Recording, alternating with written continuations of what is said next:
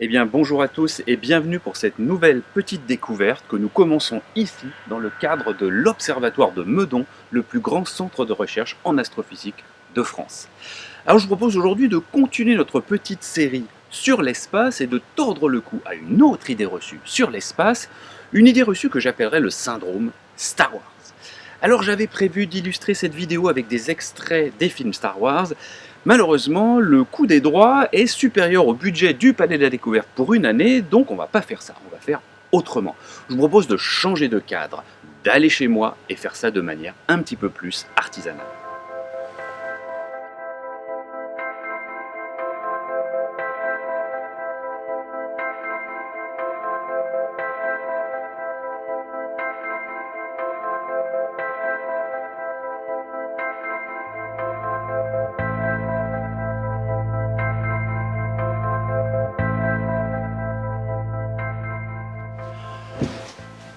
Et nous voici donc par la magie du montage chez moi. Alors vous avez sans doute remarqué que dans les films Star Wars et dans beaucoup d'autres films de SF en fait, les vaisseaux spatiaux, j'en ai un ici, la plupart du temps ils avancent avec leurs moteurs, leurs réacteurs qui sont allumés en permanence. Et la preuve que ces réacteurs allumés en permanence, c'est très important, c'est que quand vous avez un combat spatial, très souvent vous avez un des vaisseaux qui essaye de tirer au laser sur l'autre, et ce qui se passe, c'est qu'il va tirer sur les moteurs, sur les réacteurs de l'autre, et quand les réacteurs sont endommagés, d'un seul coup, les réacteurs qui faisaient font et dès que les réacteurs s'arrêtent de fonctionner, le vaisseau endommagé s'arrête de voler, s'arrête d'avancer. Alors évidemment, Star Wars n'a pas la prétention d'être un film d'une rigueur scientifique incroyable, mais je pense quand même que ça correspond à une idée reçue assez tenace chez beaucoup de gens, c'est le fait que dans l'espace, pour qu'une fusée, pour qu'un satellite, pour qu'une sonde avance, il faut que ses moteurs soient allumés en permanence. Eh bien ça, c'est une conception complètement fausse. Ben oui, on a vu dans une vidéo précédente que dans l'espace, par définition, il n'y a pas d'air, il n'y a pas d'atmosphère.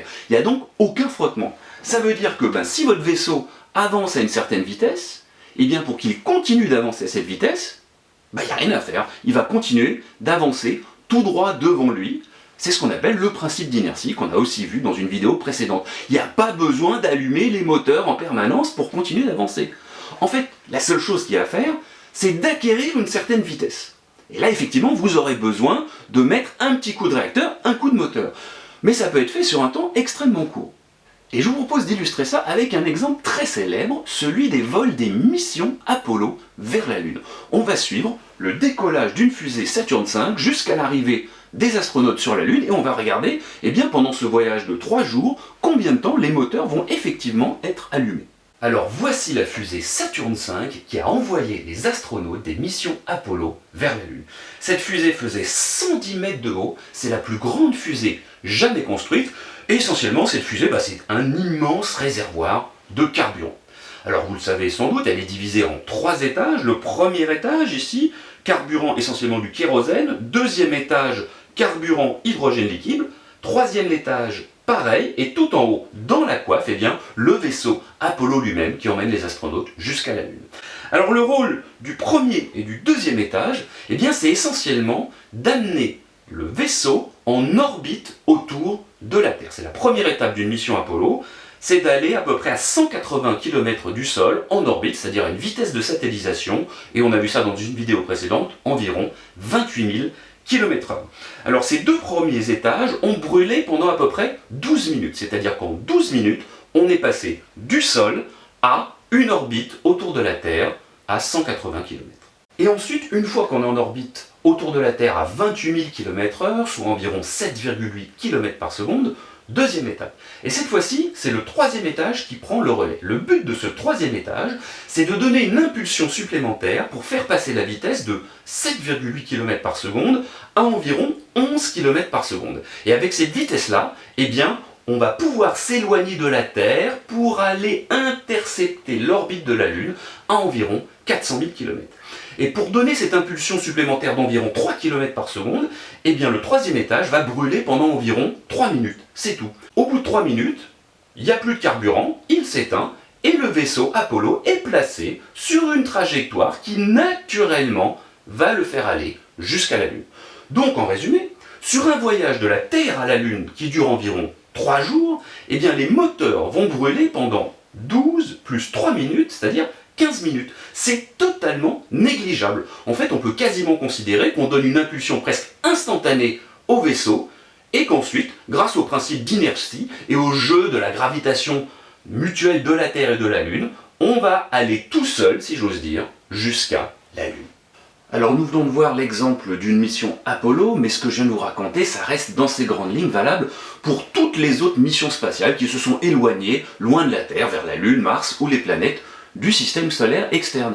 Et par exemple, peut-être les missions d'exploration du système solaire les plus célèbres, les sondes Voyageurs, lancées il y a plus de 40 ans et qui voyagent depuis plus de 40 ans dans le système solaire et même maintenant au-delà, eh bien il faut savoir qu'elles ont commencé leur fantastique voyage avec seulement quelques minutes pendant lesquelles leurs réacteurs ont vraiment brûlé. Ça s'est fait comme pour les missions Apollo, une première étape où les fusées pendant 10 minutes ont brûlé pour aller placer les vaisseaux en orbite provisoire autour de la Terre, et puis ensuite 6 à 7 minutes supplémentaires pendant lesquelles eh bien, les moteurs ont donné une impulsion de vitesse suffisante pour aller rejoindre le système solaire externe, Jupiter, Saturne, Uranus et Neptune. Et une fois que cette impulsion initiale avait été donnée, eh bien il s'est quasiment plus rien passé du point de vue combustion des moteurs. En fait, les sondes Voyageurs ont volé toutes seules. Il y a eu des micro-ajustements avec des moteurs très faibles, et puis aussi un jeu très malin, un jeu de rebond en profitant de la gravité de chaque planète rencontrée pour aller voir la planète suivante, mais les moteurs n'ont quasiment plus jamais marché de manière significative. Et bien c'est ici que se termine cette petite découverte. Je vous remercie de m'avoir écouté jusqu'ici, je vous dis à très bientôt, et je vous laisse avec un petit générique musical au cours duquel je vous propose de visualiser et bien justement la trajectoire incroyable des sondes Voyageurs à travers notre système solaire et au-delà. Merci, au revoir.